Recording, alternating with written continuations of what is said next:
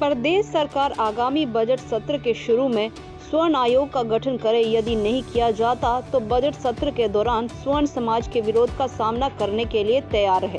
यह बात देवभूमि क्षत्रिय संगठन के प्रदेश अध्यक्ष रूमी सिंह ठाकुर ने स्वार घाट में आयोजित देवभूमि क्षत्रिय संगठन व स्वर्ण मोर्चा की धन्यवाद यात्रा के स्वागत के लिए स्वार घाट में आयोजित कार्यक्रम के बाद पत्रकारों से रूबरू होते हुए कही। उन्होंने कहा कि स्वर्ण आयोग को लेकर पहले भी प्रदेश सरकार ने झूठे आश्वासन दिए हैं, लेकिन इस बार भी वही हाल हुआ तथा बजट सत्र के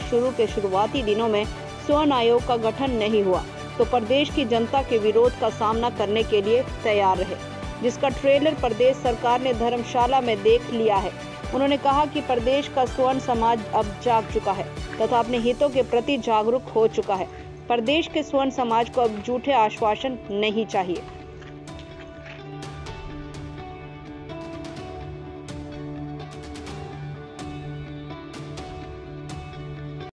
जब हम लोगों ने इस आंदोलन को भी शुरू किया था तो हम लोग स्वार घाट आए थे, और जब मंडी लोकसभा में उपचुनाव हुए और जब अर्की विधानसभा में उपचुनाव हुए, 2 और विधानसभाओं में उपचुनाव हुए, तब हमने नोटा को लेकर भी यहाँ से ये संकल्प लिया था कि इस हिमाचल प्रदेश का स्वर्ण समाज इस बार उपचुनाव में अपनी ताकत का एहसास कराते हुए नोटा का प्रयोग करे। और पूरे के पूरे हिमाचल प्रदेश ने ही नहीं, पूरे के पूरे देश ने देखा कि हिमाचल प्रदेश के लोगों ने देवभूमि क्षत्रिय संगठन देवभूमि स्वर्ण मोर्चा के आह्वान पर किस प्रकार से नोटा का प्रयोग किया। और नोटा का प्रयोग होने के बाद उसके आप परिणाम देखिए कि जहां पर इतने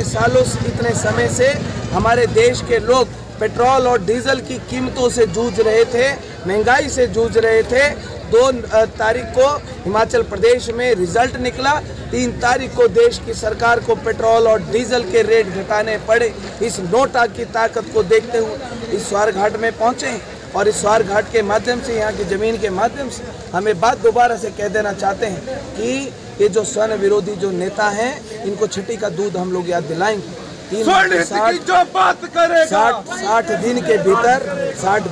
के भीतर अगर पूरी की पूरी मजबूती के साथ, बिना किसी धोखे, बिना किसी छल कपट के, अगर सामान्य वर्ग आयोग को लागू नहीं किया गया तो इन 68 विधायकों का जीना हराम कर देंगे हम लोग। और आपके माध्यम से मैं एक बात कह देना चाहता हूँ, इन 68 विधायकों को, साथ में माननीय और आदरणीय प्रदेश के मुख्यमंत्री जयराम ठाकुर जी को, कि माननीय मुख्यमंत्री जयराम ठाकुर जी, आपकी तरफ 62 लाख लोगों की निगाहें टिकी, आपके ऊपर 62 लाख लोगों का विश्वास आपके ऊपर टिका है। बिना किसी छल और कपट के इस आयोग को पूरी की पूरी मजबूती के साथ लागू करना, ऐसी कोई वजह, ऐसा कोई कारण मत छोड़ना जिसकी वजह से हमारे लोगों को लगे कि हमारी भावनाओं के साथ खिलवाड़ हुआ। और अगर इस प्रकार का कोई भी कार्य प्रदेश की सरकार द्वारा, नेताओं के द्वारा किया गया तो बजट सत्र में